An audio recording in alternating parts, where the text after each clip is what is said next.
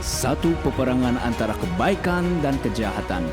Dan kita adalah sebahagian daripadanya. Sejarah telah membuktikannya.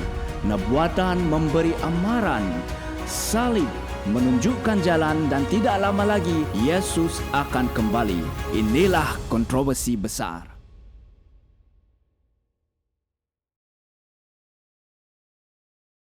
Selamat kembali ke Refleksi Kontroversi Besar. Hari ini kita merenungkan bab 19. Cahaya melalui kegelapan. Sebuah eksplorasi mendalam tentang bagaimana pekerjaan Tuhan meskipun sering disalahfahami dan penuh kekecewaan, membawa kepada cahaya yang lebih terang dan iman yang lebih mendalam. Sejarah pekerjaan Tuhan di kalangan umatnya mendedahkan satu kebenaran yang luar biasa.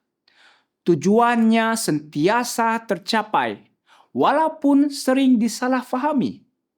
Dari para murid pada kedatangan pertama Kristus hingga para pengikut Advent pada abad ke-19, ceritanya tetap sama.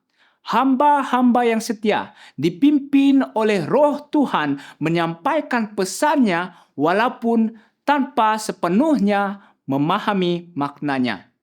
Seperti yang diingatkan oleh Yesaya, rancanganku bukanlah rancanganmu dan jalanmu bukanlah jalanku. Yesaya 55 ayat 8. Para murid awal yang diamanahkan dengan pesan, waktunya telah genap, kerajaan Allah sudah dekat, menyampaikannya dengan semangat, percaya bahwa Mesias akan mendirikan kerajaan duniawi.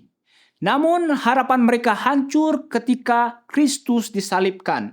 Kekecewaan mereka berubah menjadi kejelasan hanya selepas kebangkitan. Apabila Yesus membuka kitab suci menunjukkan bagaimana rancangan keselamatan berjalan tetap seperti yang dinabuatkan. Apa yang kelihatan seperti kegagalan yang menghancurkan sebenarnya adalah penggenapan yang mulia dalam rancangan penebusan Tuhan. Begitu juga pada abad ke-19, William Miller dan rakan-rakannya menyampaikan pesan dalam Daniel 8 ayat 14. Sampai lewat 2.300 petang dan pagi, lalu tempat kudus itu akan dipulihkan. Mereka percaya ini menunjukkan kepada kedatangan kedua Kristus dan memberitakannya dengan segera. Namun mereka salah memahami sifat peristiwa tersebut. Kekecewaan mereka seperti para murid adalah ujian iman. Saat yang dirancang untuk memurnikan dan menyucikan. Kekecewaan pada tahun 1844 mendedahkan hati mereka yang mengaku mengasihi Tuhan. Adakah mereka akan berpegang pada iman mereka atau meninggalkannya di tengah ejekan dan penundaan? Ujian ini memisahkan orang percaya sejati daripada mereka yang hanya termotivasi oleh ketakutan atau kegembiraan. Ia membawa orang yang setia kepada kajian mendalam terhadap kitab suci, di mana mereka mendapati bahwa penyucian tempat kudus tidak merujuk kepada bumi tetapi kepada pelayanan Kristus di tempat kudus surgawi. Pekerjaan penghakiman yang mempersiapkan kedatangannya yang kedua.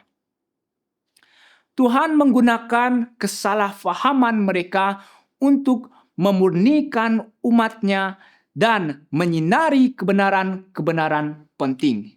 Pengalaman mereka mengingatkan kita bahwa tujuannya meskipun sering misteri tetapi selalu tercapai.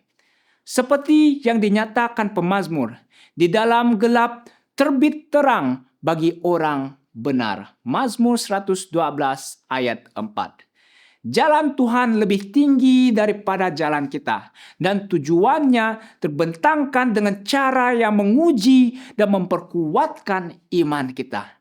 Seperti para murid dan pengikut Advent awal. kita mungkin tidak selalu memahami pemimpinnya, tetapi kita dapat mempercayai janji-janjinya.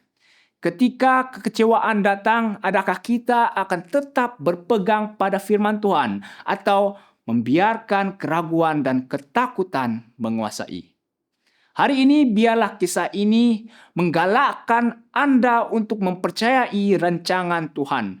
Walaupun jalan itu kelihatan tidak jelas, firman-Nya adalah pelita bagi kaki kita dan cahaya bagi jalan kita, membimbing kita menuju penggenapan akhir janjinya. Yesus segera datang. Marilah kita mempersiapkan hati kita, mempelajari firman-Nya dan berkongsi cahaya dengan orang lain. Ikuti kami pada episode seterusnya semasa kita meneruskan perjalanan melalui kontroversi besar. Tuhan memberkati.